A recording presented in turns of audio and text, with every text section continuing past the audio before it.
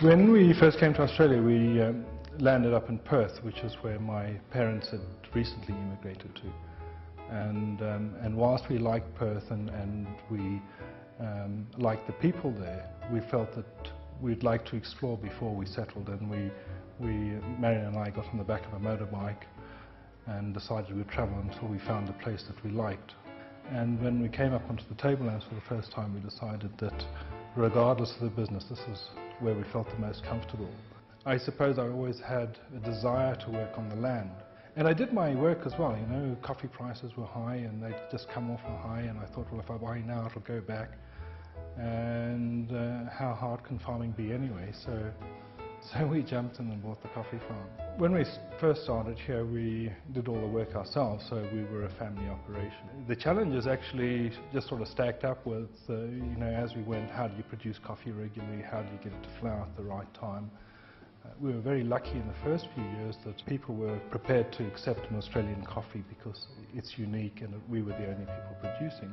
I remember I was at that stage chairman of the very fledgling Australian Coffee Growers Association, and the people who'd been there for a long time or who joined us from overseas said you can't change the taste of coffee.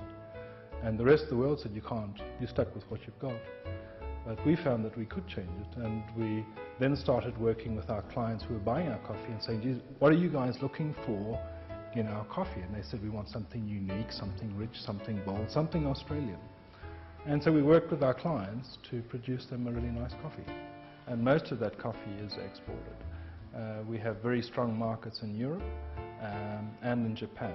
We export to the largest roasting company in Japan and the smallest. Sainsbury's has been one of our very best customers in the UK. And we've also been the coffee of choice in the Houses of Parliament in the UK. You know, we figured that if we could really get into the tourism market and bring 100,000 people here a year who could taste the coffee, this was one way of getting directly to the consumer, to showcase us not as a coffee business, but showcase our coffee and showcase Skybury, our company, as world leaders in the coffee business. And we've been open 5 months now and have had 25,000 visitors through here.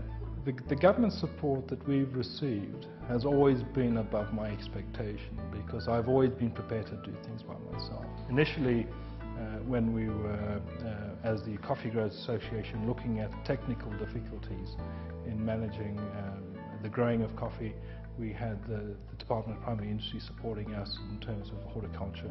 Coffee is one of those things that everybody who gets involved in become quite passionate in it. And so, yes, we're passionate about our business, but we're delighted it's successful as well, because I think that makes the business work for us.